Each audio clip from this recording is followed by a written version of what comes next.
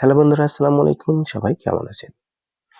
আমরা imo apps হরহামেশাই ব্যবহার করি, কিন্তু এই অ্যাপসটি হ্যাক হয়ে গেলে বা যদি কোনো তৃতীয় পক্ষ হ্যাক করে নেয়, তাহলে আমাকে বা আপনাকে বিব্রতকর পরিস্থিতির সম্মুখীন হতে হয়।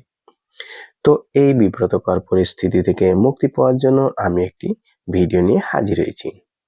তো আপনার ইমো অ্যাপসটি কিভাবে সুরক্ষিত করবেন, কেউ যাতে হ্যাক করতে না পারে। তো বন্ধুরা, কথা না বাড়িয়ে চলে যাব মোবাইল স্ক্রিনে। তো প্রথমে চলে যাব আমি ইমো অ্যাপসে।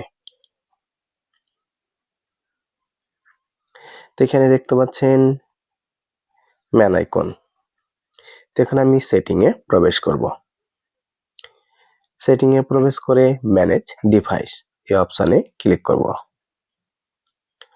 তো বন্ধুরা, দেখতে পাচ্ছেন ম্যানেজ ডিভাইস এই অপশানে প্রবেশ করে মাল্টিপল ডিভাইস। তো আপনার এই মাল্টিপল ডিভাইস যদি অন করা থাকে, তাহলে একের অধিক ফোনে আপনার অ্যাকাউন্টটি লগ ইন হবে। আর আপনি যদি এই মাল্টিপল অপশনটি বন্ধ করে রাখেন বা অফ করে রাখেন, তাহলে আপনার শুধুমাত্র একটি ফোনেই অ্যাপসটি লগ ইন হবে। তো আমি এই মাল্টিপল অপশনটি অফ করে দেব, ডিসেবল। তো আরো একটি নিচে অপশন আছে, আপনার এই অ্যাপসটি বা এই অ্যাকাউন্টটি কোন মোবাইলে লগ ইন আছে। তো এখানে দেখতে পাচ্ছেন CPH 2359 অপ্পো আমার এই ফোনে বর্তমানে লগ ইন আছে।